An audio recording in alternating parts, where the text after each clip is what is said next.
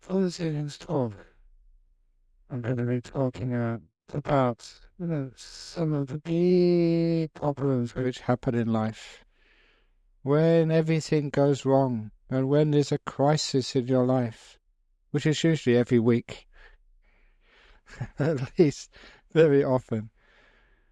And sometimes those crises are big crises. This is talk about what happens when you really are in trouble and how we deal with that. Because it reminded me of one of my favorite poems, which I read as a young Buddhist layperson a long time ago, which went, "It's easy enough to be happy when life goes along." Oh, I forgot it now. Like a song. Thank you. Yeah, you remember that. That's right. Thank you. You've got better memory than I have. I'm getting old. It's easy enough to be happy when life goes along like a song. But the one worthwhile is the one who can smile when everything goes all wrong. And that's the poem, because it's true that when things go all wrong, it's very hard to find a person who can have a good attitude, who can smile and be at peace. Too often when things go wrong, when things are in crisis, when everything falls apart, when your life is a big mess, too often people, they just make it worse with their reactions. And what do we do? What's the Buddhist attitude when life goes very, very wrong, when we're really in a big problem, a big crisis and big trouble? And the reason why I want to say this is because most of you, whenever that happens, you come and bother me. And if I could tell you what to do now, then I can have an easy life. So the point is that, first of all, that one of the interesting things about classical Buddhism, if ever you read about the essence of Buddhism, the main teaching was the Four Noble Truths, which was about the crises of life caused suffering, dukkha, pain, disappointment, frustration. And that was actually the first teaching of the Buddha, which recognized that this is a big problem of life. But the wonderful thing about the truths, the Four Noble Truths, was the Buddha also started teaching about what to do or why it happens. But first of all, that first Noble Truth just makes it quite plain that this is par for the course. This happens. It's just part of life. And that's actually a wonderful realization that it's not that you've done something wrong. It's not that you are a mess and incompetent. And it's not anybody else's fault either. This is just part of life. That life is what goes wrong. And when we can even understand that, and I'm not just saying this as an excuse, understand this, it gets rid of the first level of a problem or difficulty or suffering whenever we do have crises in life. Too often when things go terribly, terribly wrong, we always look for someone to blame. It's a scapegoat reaction. And blaming others just makes things worse. When the tsunami happened at just over a year or so ago, that people are always, why did this happen? Should we blame some god, or should we blame the fact that no one was warning about these tsunamis? There was not enough communication. Was it because that people were living too close to the shore? What was wrong? And I remember being called up by the press afterwards when people were saying, should we blame God? Should we not blame God? Was it somebody's fault? And I said, look, who cares why it was caused? There are people there who are homeless. Let's go and help them. Stop wasting time. And a lot of time blaming other people is always wasting time. If there's a crisis, instead of trying to find out who is responsible, we can actually do something about it. The trouble is, if we can't find somebody else to blame, then the buck stops here. In other words, you blame yourself. And people who blame themselves for the crisis of life, whether it's a divorce, a failed relationship, your business goes bottom up, or whatever else it is in your life which goes terribly, terribly, terribly wrong, too many people blame themselves. And that happens very often when anyone has been abused in a relationship, or growing up in their family, the sexual abuse of children, or whatever. How many people have an inherent ability to try and find someone at fault? And if, you love that person, or you used to love that person, then sometimes it's hard to blame them. You end up blaming yourself. And that's the wrong attitude to the crises of life. As Ajahn Chah famously said, which I repeat every few weeks, blaming someone else is like having an itch on your head and scratching your bum. The itch never goes away. In fact, you get 2 itches for the price of one on your head and another one on your bum. And it doesn't help you at all. The reason you say that is people remember that. There's little sayings. You've got an itch on your head, scratching your bum. That's blaming somebody else or blaming yourself. You've got the problem and you've got the guilt or the anger if you blame someone else as well. That is not the right reaction. The right reaction to the sufferings, the crises, the terrible things which happen to us in life from time to time is, number one, we can expect them. It's part of life. And understanding that, accepting that, gives us this wonderful insight in that we cannot control this external world. You cannot control your partners. You can't control the weather. You can't control tsunamis. With the best equipment in the world, with all of the warning systems, sometimes it just does not work. I know that people for many centuries have been trying to predict when eruptions, volcanoes will happen. Sometimes you just can't do it. Sometimes you try and predict when the volcano in your relationship is going to happen. You just can't do it. Sometimes you try and predict when the tsunami of cancer is going to come, or so you can actually not have that terrible disease. Sometimes even people who eat brown rice every day still get cancer. It's a strange, but one of the things which we should learn from the crises of life, from the tragedies of life, is that with the best will in the world and with all the effort, even people working together, you cannot control this world. It is the arrogance, the delusion of human beings is to think that if we had enough resources, or if we were clever enough, we would be able to control this world and to alleviate all suffering. Every time I read that in a medical journal, that they're going to have some breakthroughs so you don't need to have suffering or pain anymore. Whenever I hear in the euthanasia debate, people say that palliative care, we can actually give you some medicine so you don't feel that pain. I'm afraid I've been to too many bedsides when people are dying, and in great hospitals, and they are still in pain. The point is that there's many things in this life which you just cannot control. And it is our sense of ego and delusion, the sense of thinking we're in power, that we think we can do this. The point of Buddhism is that you have no power, or very limited power, to control the world. But you have immense, unlimited power to control your mind. And this is the difference. Whenever there's a crisis, we can accept that that crisis happens sometimes. We don't think that it's somebody's fault that I didn't control skillfully enough, or other people didn't control skillfully enough. It's the government's fault, or it's the Buddhist Society of Western Australia's fault, or it's Ajahn Brahm's fault, or it's... People make mistakes. Well, not mistakes, you can't even make mistakes. When you find out why these things happen, there's always causes behind it. I remember a seminal story when one of the old school friends, which I grew up with, I knew him from the time we were in the Cubs together, the junior Boy Scouts, and still keep in touch with him. And he was a school teacher, and when he went into the class one morning, the kids filed in. He was teaching, I think, biology, at the time, or physics, and one of the kids spat at him. They missed him, fortunately, and was on the floor, and he said, "Clean it up," and the kid said, "F off."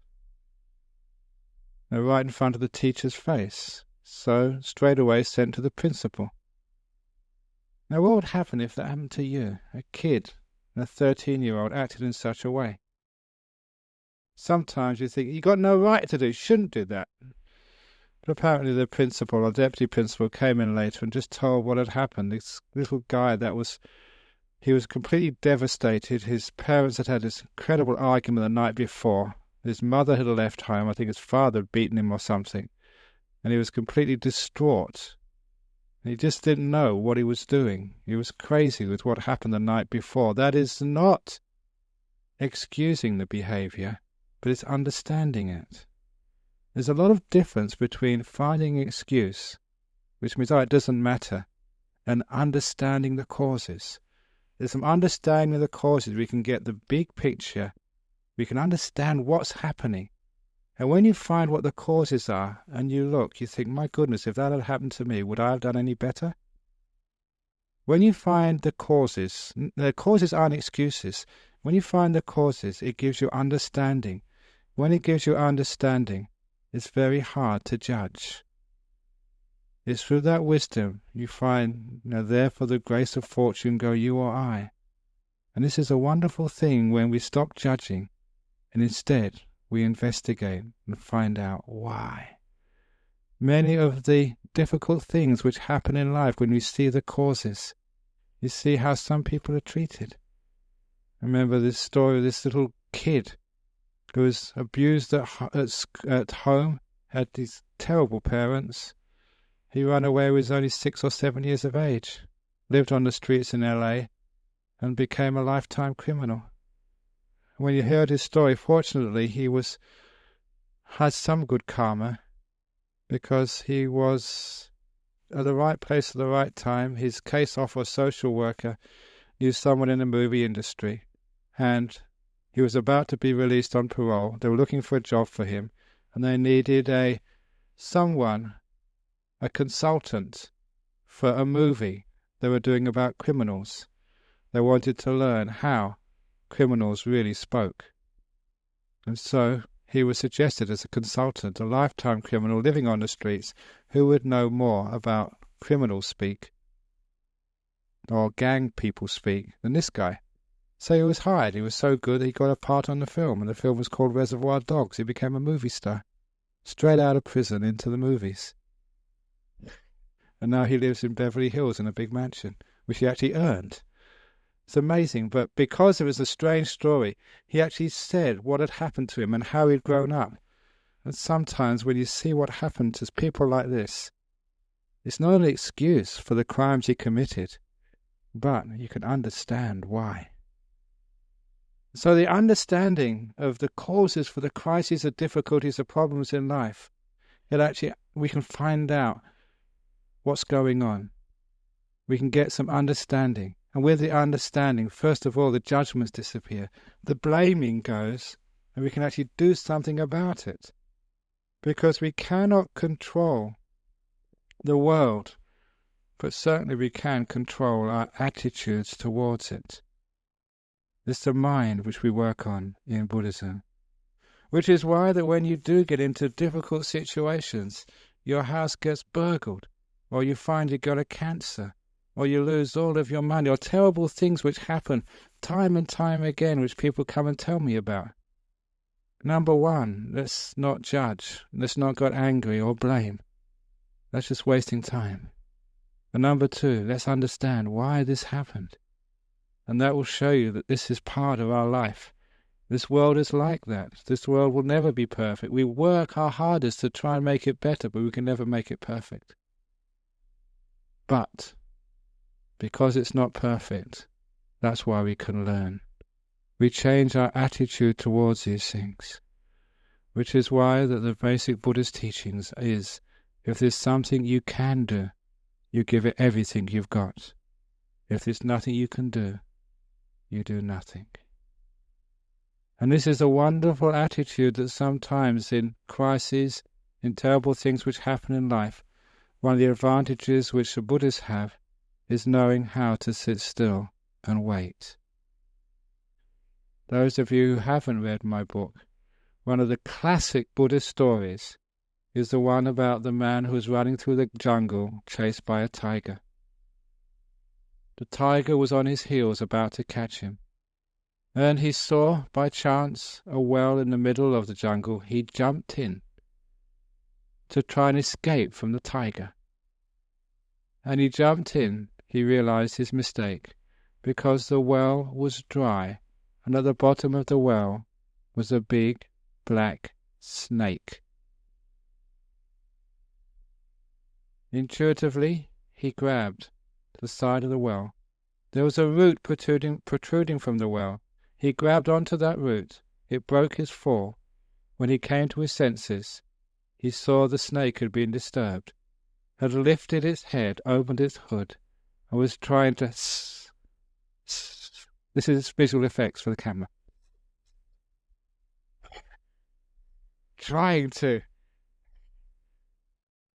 strike his feet. And the tiger, but his feet were just too high. The snake just couldn't reach. And he looked up, and the tiger was not going to give up that easy. He was leaning over the well, trying to paw him. But his hand holding the root was just too low. The tiger couldn't reach him. So for the moment he was safe between the tiger and the venomous snake. And then he looked around, and he saw there was a hole in the side of the well, out of which came two mice, a black mouse and a white mouse.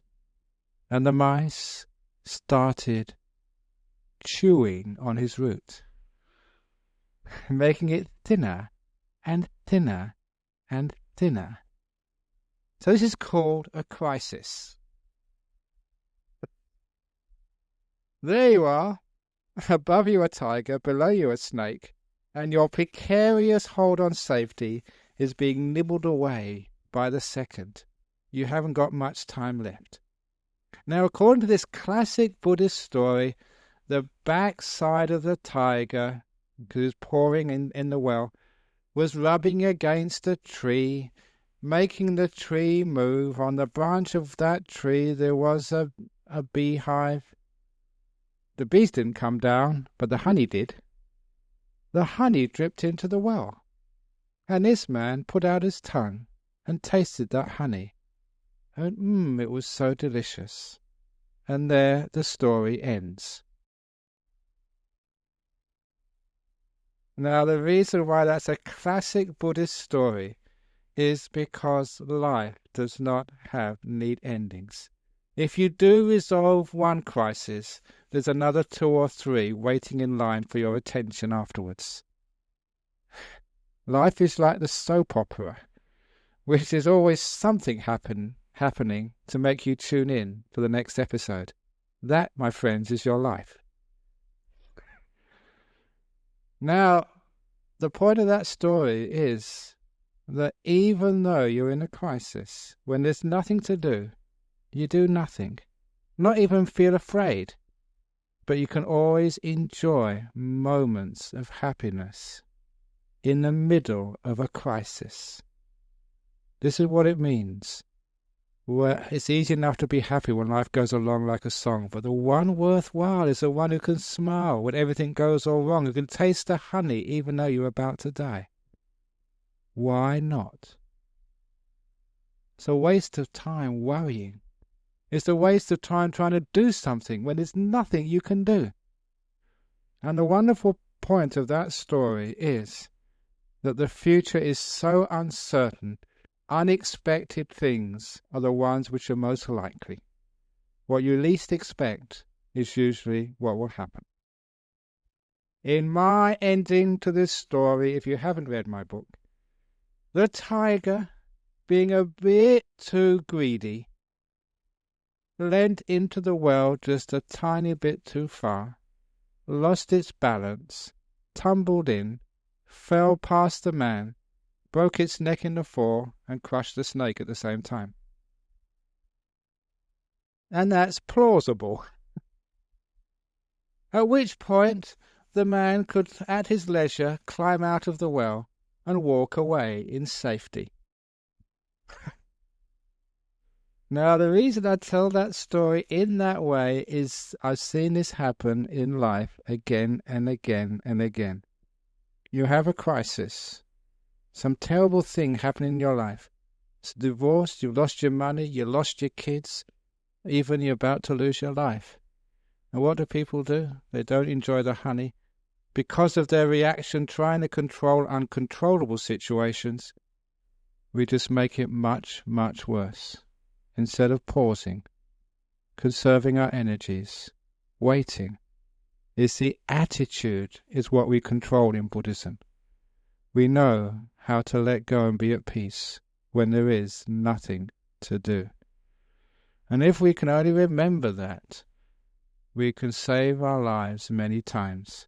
One of the other stories in that book is a friend of mine who's actually sat up here giving talks before. I won't say who it is, but when he was walking with his friend in New Zealand, he came to a beach. It was one of the hot afternoons. They'd been walking all day. He was sweaty and tired. No one was around. Monks aren't supposed to swim, but he decided to have a swim. And it was a hot day, and it was just so inviting. If he'd have done his research, he would have known that that was a dangerous beach. There was a riptide, which had actually killed many people. He went for a swim. He hadn't swam for years. He got caught in the rip, in the current. And what did he do? When there's nothing to do nothing. He relaxed. He let go and let that current take him a long way from the shore. What most people would do in a crisis like that is to fight, to try and struggle against the current, to swim for all you're worth. The current would have won. The current would have eventually taken him all the way out to where it did deposit him. But if he'd have struggled, he would have exhausted himself in the fight and been left a long way from the shore with hardly any energy left. As it was, he let go. He relaxed. There was no reason to fight. He just had to just give in. And because of his training, of the attitude, he couldn't control the current, but he could surely control his mind. When he got taken out that far, when the current had subsided in its strength, then he started swimming. And he made it to shore. Otherwise, he would not have been able to tell me. Except he was a ghost, but we can't tell ghost stories, at least not tonight. If I get into ghost stories, I'll be here all night. But he survived, he was exhausted, and that was a beautiful example of the training of a Buddhist, how it saves your life. It was a crisis, life-threatening, many people had died there. He survived because he knew the attitude of when to control, and that wasn't the time, to let go. When the current was able to be fought, then you can do something about it. Too often, because we are control freaks, we think we can influence this life so much that we create the problems. Some religions are controlling religions. They tell you exactly what to do, and they try and control the outside world. Try and control the men, trying to control the women, trying to control everybody. You just can't do that. What we do in Buddhism is controlling the mind. Because this is what's most important. There's nothing to do, leave it alone. When the Bamiyan Buddha statues were blown up, can't stop them. Leave it alone. Control the anger. Let go of any idea of revenge. Don't even judge whoever did that. This is called controlling the mind. Giving compassion instead of anger to the situations where you can do nothing about. Understanding instead of judging. So, Buddhists control their attitudes. They don't try and control the world, because that's something which you can do. You cannot make this world a perfect place, but you can make your mind a perfect place. That's called Nibbana. So whenever we have these problems in our life, we can actually look at our attitude towards them. Is there something we can do? If there is, we do it. But what do we do? Understanding, first of all. Compassion is incredibly powerful. But the most powerful is patience. Whenever you are in the shit, which happens very often, what do you try and do sometimes? You struggle, and it goes all over you. And your friends as well. A lot of times, all one needs to do is to be patient. One of the classic Buddhist stories is of the emperor's ring. Emperor, young man, whenever he was in trouble, he'd get so upset, he'd sulk and stay in his room and get depressed. One of the big problems of our life, depression.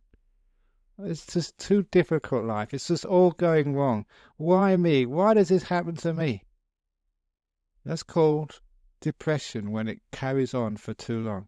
And he was a subject of depression. But when things went well in his kingdom, the economy was booming, his football team were winning, whatever else turns you on in life, he was so happy he would party and have a great time.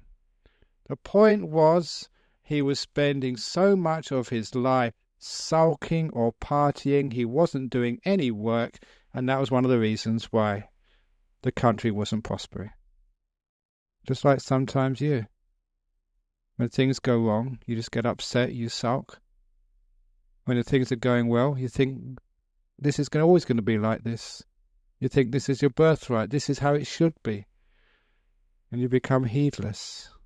You don't do any work. You may have a terrible relationship and you break up, you get depressed for weeks, months, even years. You can't have another relationship because you think it's going to be the same. You're sulking.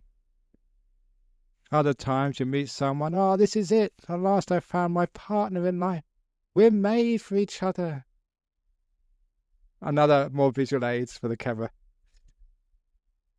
And because of that, you take each other, you take your relationship for granted, you don't put any work into it, and after a while you're back to where you started, another separation, another sulking period.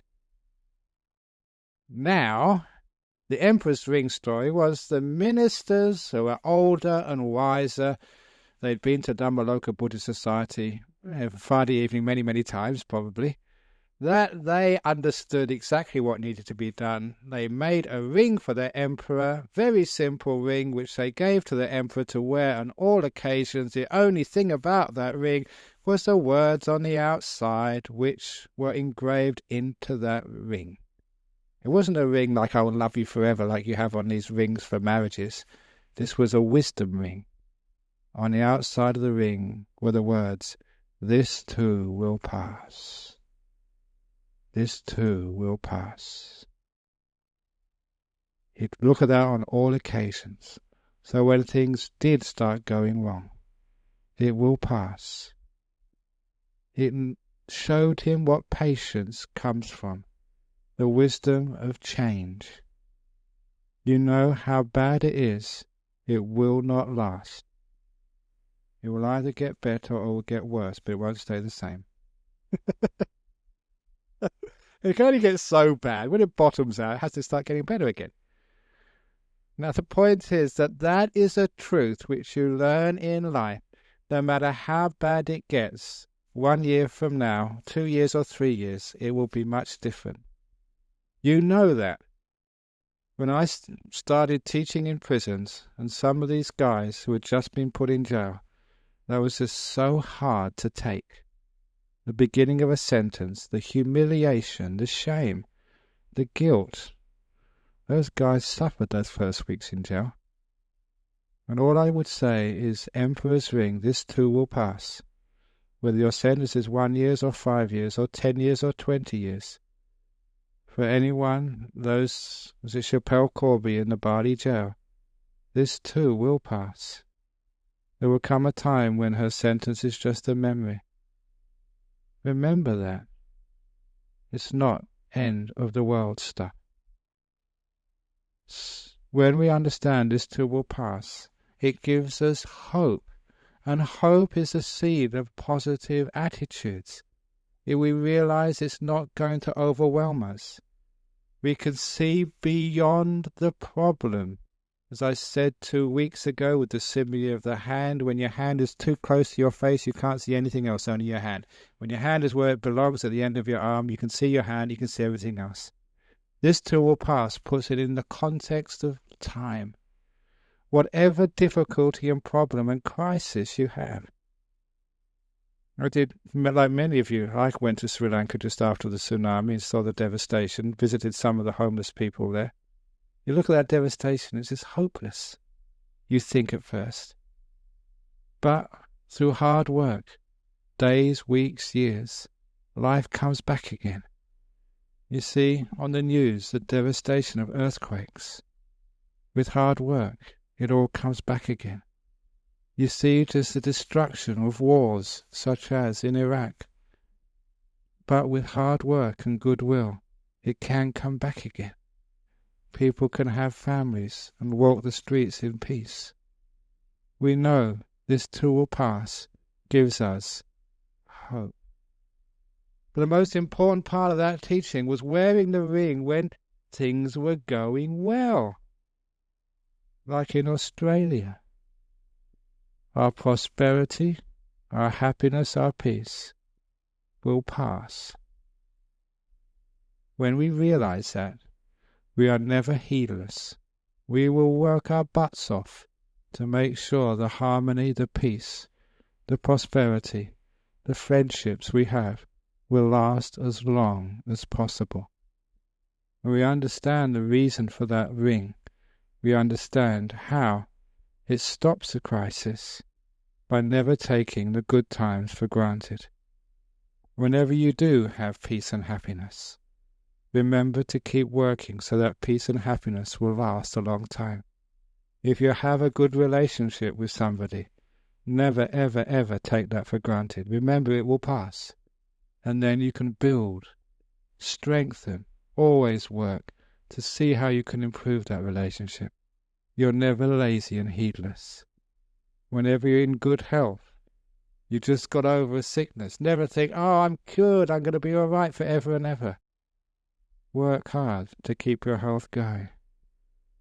It's the heedless people who think, now I've got it, now it's all right, I can relax, doesn't understand just why crises happen.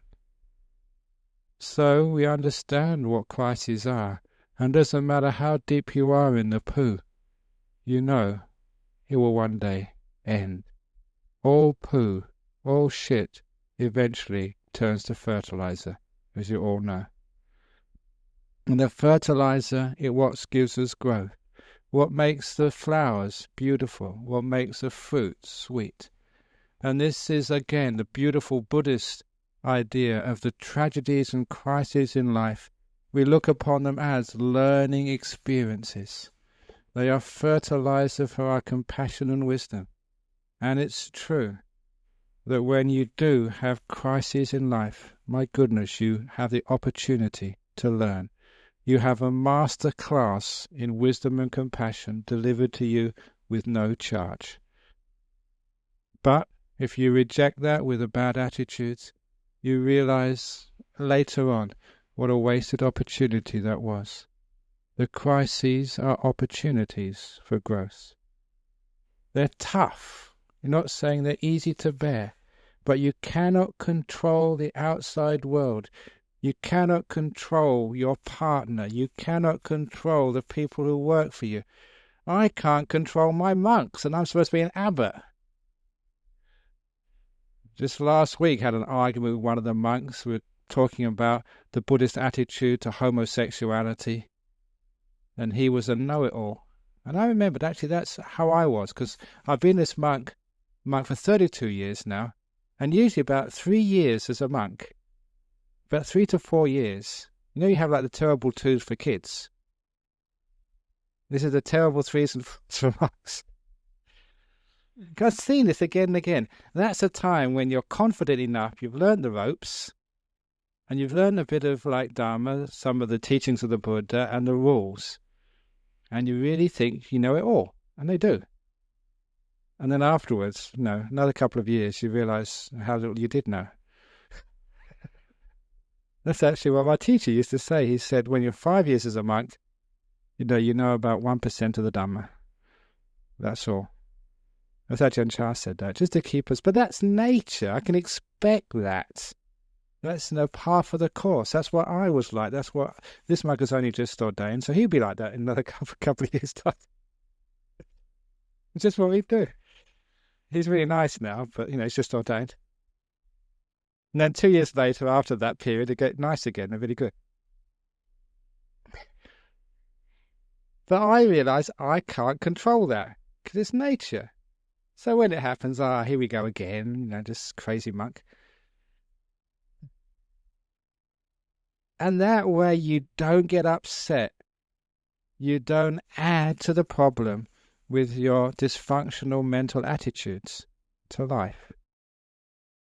So it's like your partner is sometimes they go through their moods. That's why one of the lovely stories, which is not in that book, it's in the next book, which I just was proofing on meditation, the one about the water buffalo story. It's a great story of how to let go in crises. There was a water buffalo being led past our monastery many, many years ago. And, the man had a water buffalo by a string. The water buffaloes in Thailand, in Southeast Asia, are the most placid of animals. They just go very slowly, but every now and again they get upset. And for one reason or another, no one knows why, it got upset as it was passing by a monastery and went to run away. And the stupid farmer tried to stop it. Now, you've seen how big a water buffalo is. You see, even like a tough farmer, there's no way you can hold a water buffalo back. But he tried. The string wound around his finger. The water buffalo ran off and took the top of a third of his finger off. So he came into our monastery with a bloody finger, with a bit of bone sticking up, obviously in great pain. So obviously we just put him in our monastery vehicle, took him into the hospital to get fixed up. He was okay. Just afterwards he had one finger a little bit shorter than the others, that's all. But it was a wonderful simile which we exploited many times. When a water buffalo wants to run off, it's the best thing to let it run off. Because when water buffaloes run away, they don't run that far. It's usually about 200 meters, 300 meters at most. Then they calm down. The wise farmer then walks after them and then pulls them back when they are not sort of so upset. That's the way you look after water buffaloes. That's the same way I look after monks.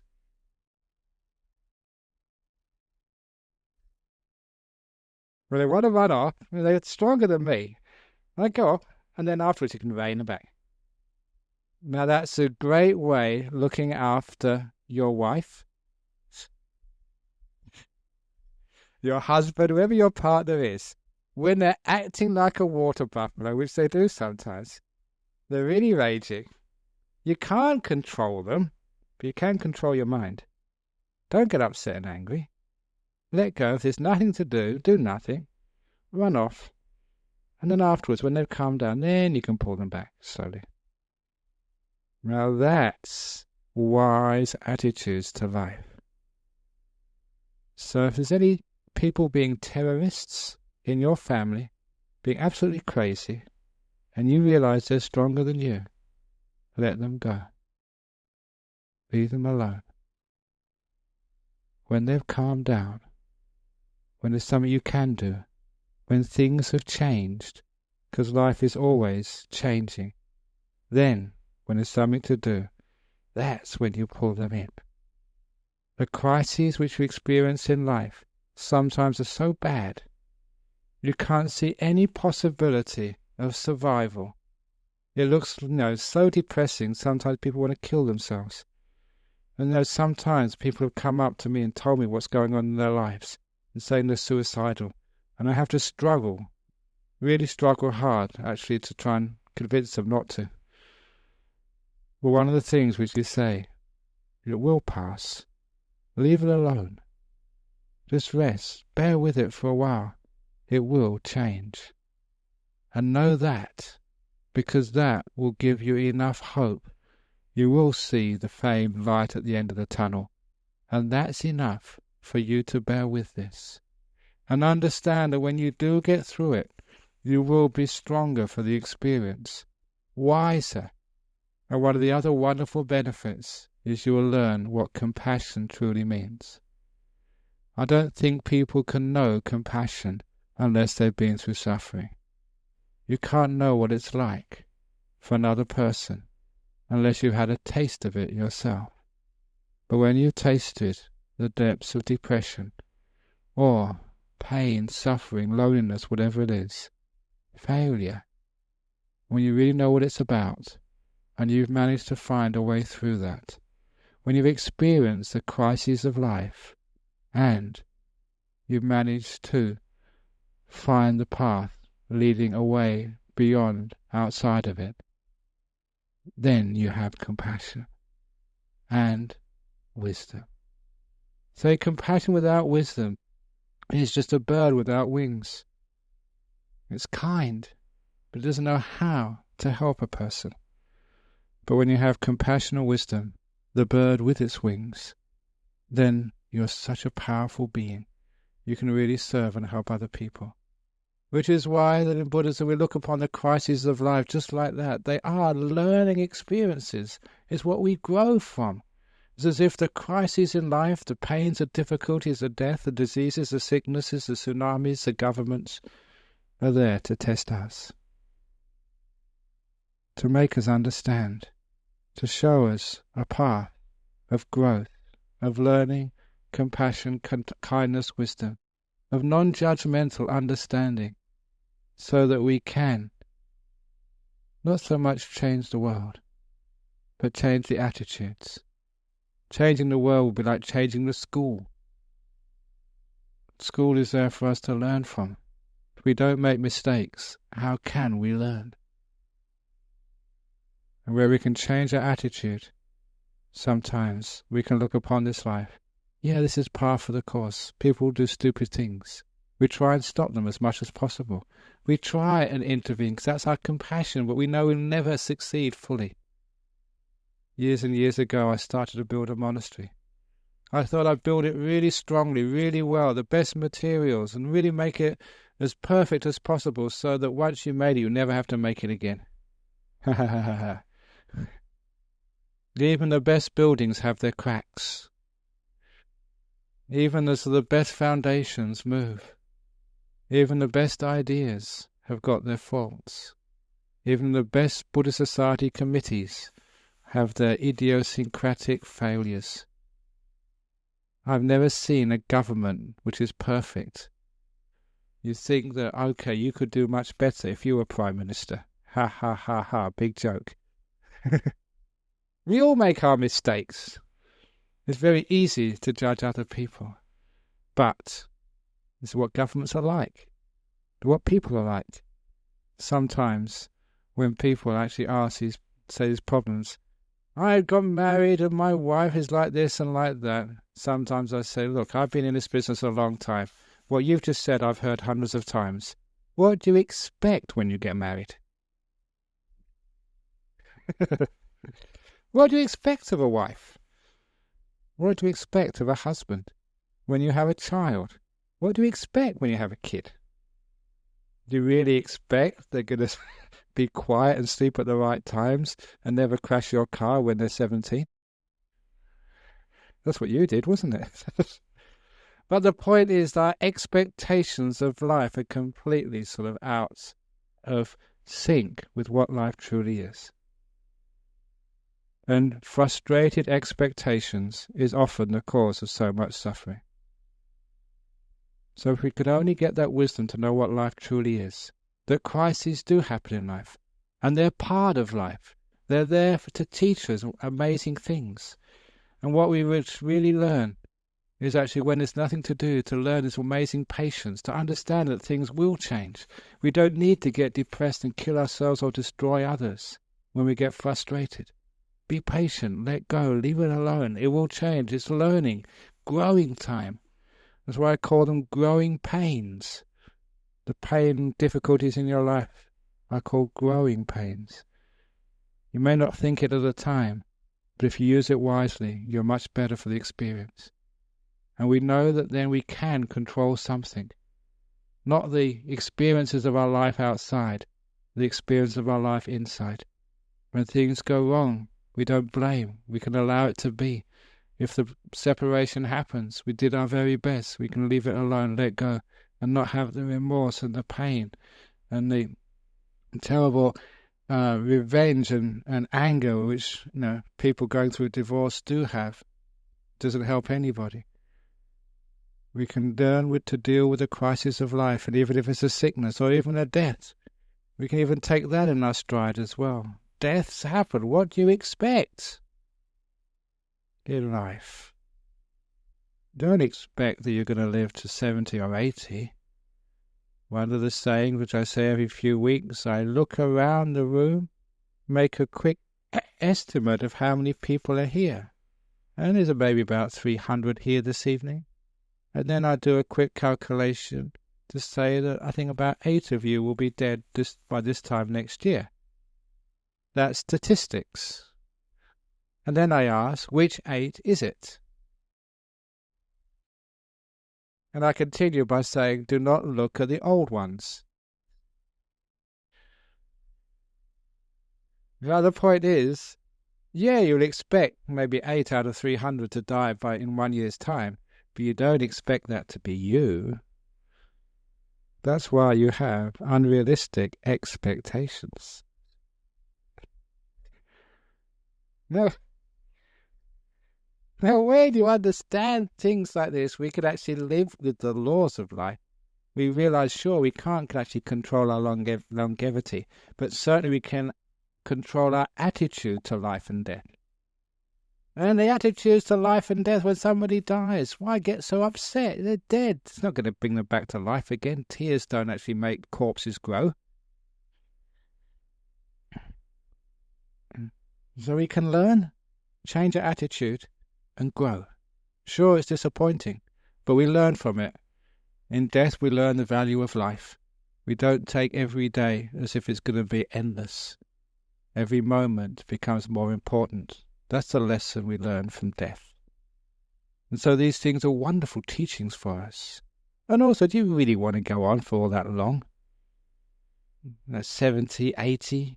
It's a bit much, isn't it? So your body is no good. Your eyes can hardly see. Your hands can't even hold a glass of water anymore. Now your legs are just all failing. So when I say that when you get old, your legs go, your arms go, your eyes go, your ears go. The only thing which gets stronger with old age is your mouth. Old people, they can really talk. That's why that politicians only become politicians in their old age.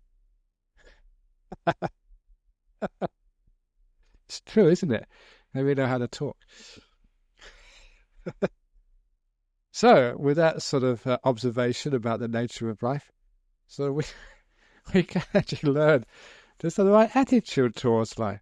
So when people get a bit crazy, they're just being crazy. When a sort of born-again Christian comes and sort of harangues me because I don't let Jesus Christ into my life. So, okay, you can say that. That's just a Christian doing a Christian thing. That's okay. So that way your attitude to life never gets upset, never gets angry, never gets into these negative attitudes which create depression, anxiety, whatever. Even depression, which is a big thing. Someone mentioned that before. Is it an attitude problem? Can one actually do something about that? Not with drugs, but with attitudes. Life is sometimes depressing. What is wrong with that? This is just mild depression. The big depression is another ball game whatsoever.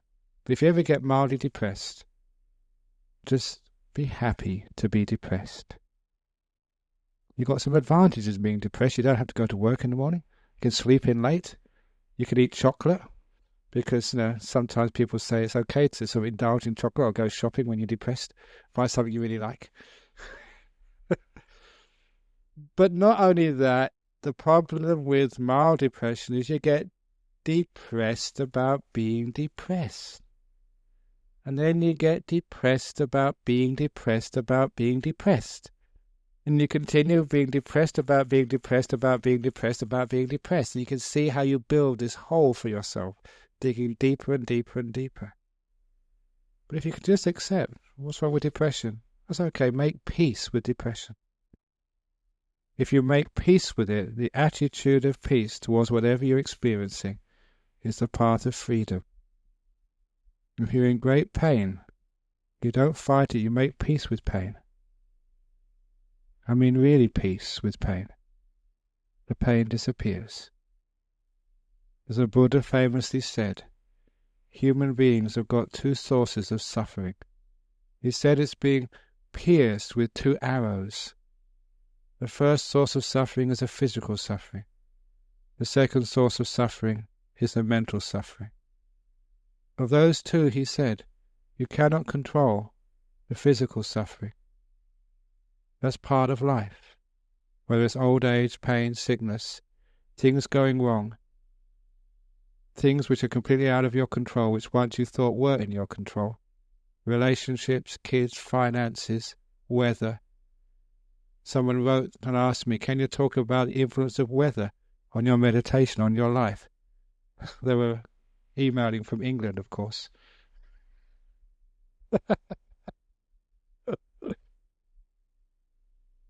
It's not the weather which makes you depressed. It's your attitude to the weather which makes you depressed. So when it's sunny days, amazing, wonderful. You've got all this free energy and you can actually go out and enjoy yourself. When it's raining and cold, wonderful, great. I don't need to go out. I can just meditate and be still. It's just attitude problems, that's all. And if we understand just it's not the weather which is a problem, it's our attitude towards the problem. It's not the physical stuff which is a problem, it's the mind which is the problem. We understand the Buddha's teaching of the two arrows. The physical arrow you can't do much about. Sometimes, life is. The weather is cold, sometimes it's rainy, sometimes it's grey, sometimes it's sunny, sometimes it's too hot. You can't do anything about that. I did hear, read in the paper, that it was a rainy day and someone actually did call up the Weather Bureau in Perth to complain.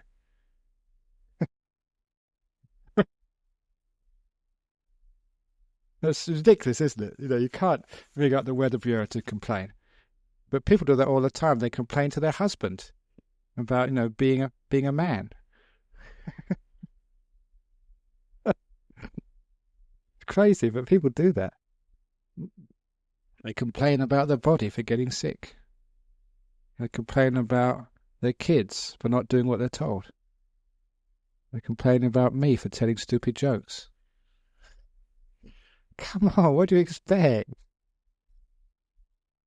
You know my reputation. You come here, this is what you could expect. So the point is, the physical area you can't do anything about. You can do a little bit about, but you can't do much. But the mental area, your attitudes towards the problems and difficulties in life, old age, sickness and death, things going right, things going wrong. Your finances, your relationships, the people you live with, the monks you are supposed to be teaching, what you hear, what you see, what you feel, what you taste, what you touch. You're not really in control of that. You should know that by now. But what you are in control of is your mind. Make that peaceful. Make that wise. There's nothing to do. Do nothing. Don't even think about it. If life is a big pain, why think about it? It just makes it worse. Be patient. Be still. There's always honey dripping down from somewhere when you're between a tiger and a big black snake. Oh, by the way, the black and white mouse. I always got this wrong. Black and white mice. That symbolizes night and day. Always chewing away at your precarious hold on life. These are the mice. The black mouse is out now. Chew, chew, chew, chew, chew. And because of that, you see that we can do something about the mental error. And that's why we have meditation. That's why we come to places like this, to learn these beautiful mental attitudes which solve the problems of your life. So when a crisis happens, no matter what it is, please remember these mental tools for dealing with it. First of all, no need to blame anybody. No need to blame yourself. It just happens, that's why. It's part of life. You haven't made a mistake because you're out of control. Or rather, life is out of control. You're just a passenger on the journey, that's all.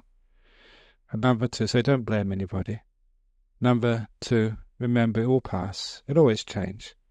When it gets really good, you know it's going to get bad afterwards. That's life. It won't always be roses. And number three, to realize that the real problem is the attitude problem. Nothing to do nothing. Something to do, get everything you've got. And when there's nothing to do, at least you can learn. So even the bad experiences are growing pains. With those attitudes towards life, crises will not be such a big issue anymore in your life. Even when terrible things happen, you will be like that person in the poem. It's easy enough to be happy when life goes along like a song, but you'll be the one worthwhile, the one who could smile, when everything goes all wrong in your life. Why not smile? You can't do anything about it. So, smile. Thank you. Okay, any complaints? Complaints, comments, and questions? Anyone coming with a complaint? Yes.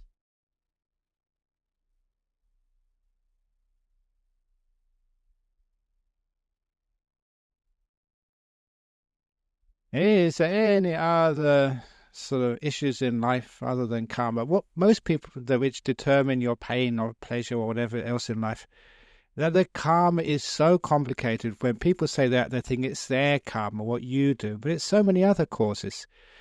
Everything has like causes to it, but sometimes the causes are so complex, it's just so hard to actually to predict or even to compute. So when we actually look, why did this happen to me? You can see some major causes, some major influences, but there's other minor influences. And there's the web of causes is just so complex that for many you might just say it's just chance. But it's not chance. There is causes there. It's certainly not created by some sort of creator God pulling the strings as if you were some sort of puppet. It's a whole web of connected causes. So that's why we can't actually say, oh, I've done something wrong, therefore I have to be punished. It's not, karma is not like a punishment mechanism. It's amazing when a lot of people think about karma in the West, they always think the karma is you've done something bad in the past, you have to be punished now. They never think that karma, when you're having a great time, that's your karma. But it's a great thing. You experience happiness now because of some goodness you've done in the past. It's amazing just how negative we are in the West. We always look for the bad causes, for the bad things that happen to us. We'd actually learn much more if we understood the causes for our happiness and the causes for our prosperity. If we can only understand the causes of peace, we neglect to actually to strengthen and embellish those causes. When we keep on focusing on the causes, so-called bad karma, then we neglect the good stuff. When you just focus on the weeds, you forget to water the flowers. So don't just look upon the bad things which happen to you in life and thinking, why did that happen? Always look upon the good things which happened and repeat those causes. Don't just pull out the weeds, water the flowers, yeah?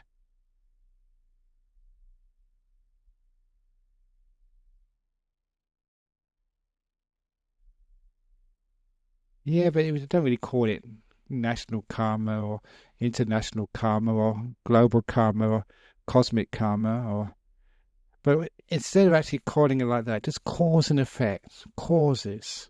Because otherwise, you think that, the whole of Australia, because it invaded Iraq or something, we all have to sort of, bear the consequences of that. But, many people sort of disagreed with that and they protested against that. So it seems to be unfair to be punished for the sins of our fellow Australians. as it were. But that karma doesn't work in that way. So we can't oversimplify it, which is why I didn't give you a simple answer. It's a complex web of cause and effect. You are affected by the decisions of John Howard. But you also are one of the people who helped him get into power. So, you're responsible there somewhere or other. So, you're not completely so absolved from the problems. But there's an interconnected web. And sometimes it's hard to trace it back. But you know that if you create some goodness and kindness in your little corner of the web, that's the best you can possibly do. And your little goodness and kindness, your compassion, your generosity will actually spread along those little threads. And it's amazing just how soon it will spread to all others. Did that sort of answer the question? Okay, so I think that's enough. Thank you for that question. Okay, let's get back to announcements now. So thank you for listening today. Now we have the ads. Thanks very much, Ajahn Brahm.